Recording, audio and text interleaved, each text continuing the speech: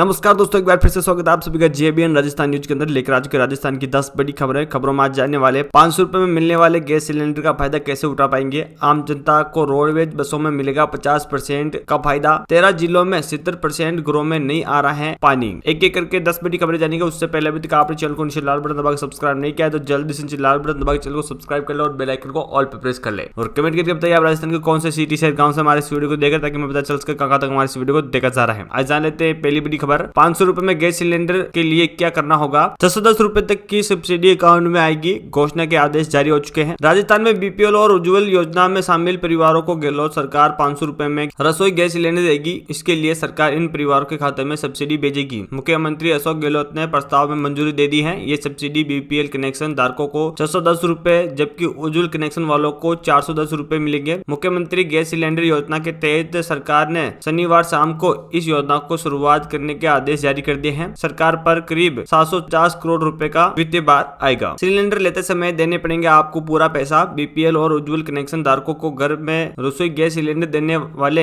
Agent या supply को पूरा पैसा देना होगा। जबकि सिलेंडर डिलीवरी हो जाए तो बीपीएल कनेक्शन धारकों के 610 रुपए सीधे खाते में सब्सिडी के रूप में आएंगे, जबकि उज्ज्वल कनेक्शन धारकों के पास 410 रुपए सब्सिडी के रूप में बैंक खाते में पैसे आएंगे, क्योंकि इन कनेक्शनों के धारकों को केंद्र सरकार पहले ही 200 रुपए की सब्सिडी देती है। और आपको इस योजना का फायदा उठाने के लिए आपके जन आधार को बैंक खाते से लिंक करना अनिवार्य है। अगर आप जन आधार को बैंक खाते से लिंक नहीं करते हैं तो आपको इस योजना के अंदर दिक्कत आ सकती है। आज जान लेते एक और बड़ी खबर। आम जनता को रोडवेज बसों में मिलेगा 50% का डिस्काउंट। राजस्थान में चुनावी साल के मुख्यमंत्री अशोक गहलोत ने जनता को लुभाने के लिए कोई कोर कसर नहीं छोड़ना चाहते हैं। मुख्यमंत्री ने अब आम जनता को रोडवेज बसों में 50% की छूट देने का फैसला लिया है। इसके तहत आज ही प्रदेश के लकी मेलों में जाने वाले श्रद्धालुओं को राजस्थान राज्य पथ परिवहन निगम की बसों में 50% की छूट दी जाएगी। दरअसल मुख्यमंत्री अशोक गहलोत ने बजट 2023-24 में इसकी घोषणा की थी। इसके तहत राजस्थान रोडवेज की साधारण और एक्सप्रेस बसों में मेला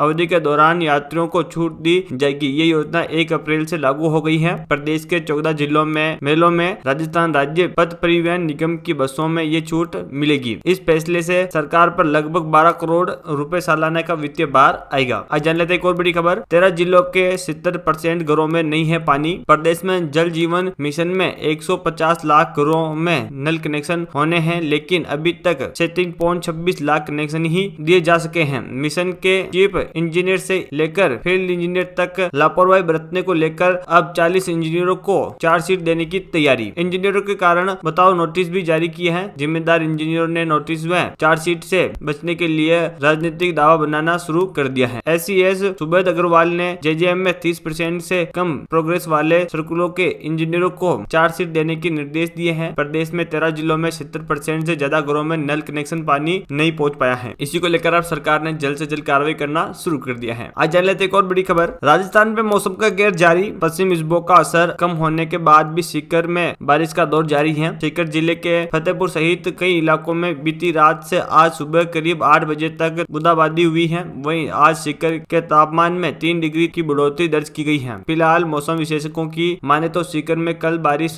का असर रहेगा। सीकर के कृषि अनुसंधान केंद्र फतेहपुर पे आज न्यूनतम तापमान 17.3 डिग्री दर्ज किया गया है, जबकि इससे पहले रविवार को न्यूनतम तापमान 14 डिग्री दर्ज किया गया था। और बताया जा रहा है कि 3 अप्रैल से सीकर में बारिश का अलर्ट जारी है। हालांकि 4 अप्रैल को बारिश का कोई अलर्ट नहीं है। फिर 5 अप्रैल को मौसम सक्रिय होने की अनुमान जताए जा रहे हैं। आज जान लेते एक और बड़ी खबर। इलाज का खर्च सरकार देगी, फिर हड़ताल पर क्यों doctor. Right to health bill. इस बिल के जरिए राज्य सरकार जनता को सेहत का अधिकार देना चाहती है, लेकिन ये बिल ही जनता की सेहत पर भारी पड़ रहा है। वजह करीब 2 हफ्ते से प्रदेश के हजारों डॉक्टर्स हड़ताल पर हैं और मरीज इलाज के लिए एक दूसरे अस्पताल में चक्कर काटने को मजबूर हैं। डॉक्टर जहां बिल को वापस लेने की मांग पर अड़े हैं, वहीं सरकार भी अपने कदम पीछे लेने के लिए मूड में नहीं है। ऐसे में प्रदेश के हर व्यक्ति को जेल में सिर्फ ये सवाल है कि जनता को स्वास्थ्य का अधिकार देना वाले इस बिल का डॉक्टर क्यों विरोध कर रहे हैं। अगर बिल वाकई में इतना गलत है तो सरकार इसे लागू करने पर क्यों अड़ी हुई है। एक सवाल यह है कि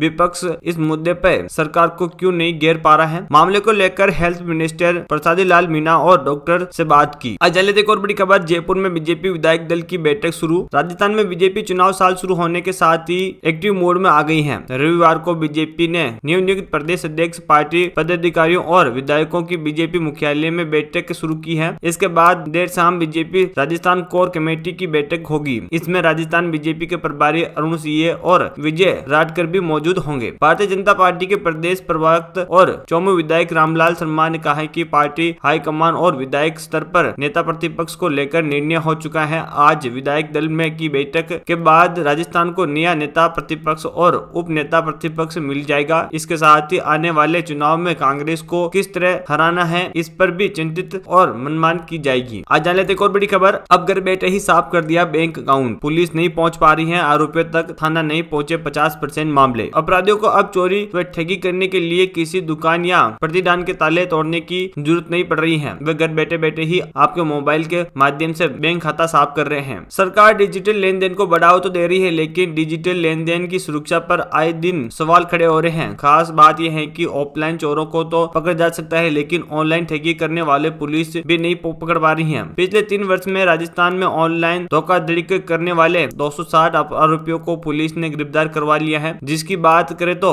यह आंकड़ा बहुत कम है। जून में 30 मामले दर्ज हुए हैं, लेकिन पुलिस दो मामलों में ही आरोपियों को पकड़ पाई है और बाकी के आरोपी अभी भी बाहर घूम रहे हैं। अगर आप भी ठगी से बचना चाहते हैं तो अपने मोबाइल को सिक्योर रखें और किसी भी ऐसे वैसे आदमी के साथ OTP या किसी भी चीज की कोई भी लापरवाही शेयर ना करें। आज जान लेते एक और बड़ी खबर। 19,000 पदों पर निकली वैकेंसी, 10वीं पास से लेकर ग्रेजुएट कर सकते हैं अप्लाई, 1,45,000 तक मिलेगी सैलरी। सरकारी नौकरी के लिए तैयारी करे युवाओं के लिए अच्छी खबर आई है। अगले महीने में ही 10 विभागों में 19,000 से ज्यादा पदों पर वैकेंसी निकली है, जिसके लिए 10वीं पास से लेकर ग्रेजुएट उम्मीदवार अप्लाई कर सकते हैं, जिनमें written test, physical test, walk in interview और डॉक्यूमेंट वेरिफिकेशन के आधार पर उम्मीदवारों का सिलेक्शन किया जाएगा, जिसमें सिलेक्शन होने के पर उन हर महीने 19,000 से लेकर 1,45,000 तक की सैलरी मिलेगी। इनमें भारतीय रेलवे, कर्मचारी भविष्य निधि संगठन, इंडियन सेप्स रिसर्च ऑर्गेनाइजेशन जैसे 10 विभागों में वैकेंसी निकली है। आप एक एक करके पता करके आप अपने मनपसंद विभाग में फॉर्म भर सकते हैं। आज जान लेते एक और बड़ी खबर। खामियों का फायदा उठा रहे हैं टैक्स चोर, फर्जीवाड़ा कर टैक्स चुराने में राजस्थान तीसरे नंबर पर है। प्रदेश में कर चोरी घटाने की बजाय बढ़ गई है। केंद्र GST निर्देशक की रिपोर्ट के अनुसार फर्जीवाड़ा कर टैक्स चोरी करने में राजस्थान देश के तीसरे नंबर पर है। दिल्ली पहले, हरियाणा दूसरे, तमिलनाडु चौथे व गुजरात 5वें नंबर पर आते हैं। 2017-18 से जनवरी 2021 तक ऐसे में फर्जीवाड़े में 3295 मामलों में हाथ दिल्ली पहले, वहीं 3290 के साथ तमिलनाडु दूसरे, 3195 के साथ महाराष्ट्र तीसरे व 2848 मामलों के साथ गुजरात चौथे नंबर पर है। तो दोस्तों आज की खबरों में बस इतना ही। वीडियो अच्छा लगा तो वीडियो को लाइक, कमेंट, शेयर कीजिएगा। चैनल पर नहीं तो चैनल को सब्सक्राइब कीजिए और बेल आइकन को ऑल प्रेस कीजिए और जाने हमारे साथ राजस्थान की हर एक खबर सुबह शाम दोपहर। और चैनल को सब्सक्राइब नहीं किया तो चैनल को सब्सक्राइब कर ले।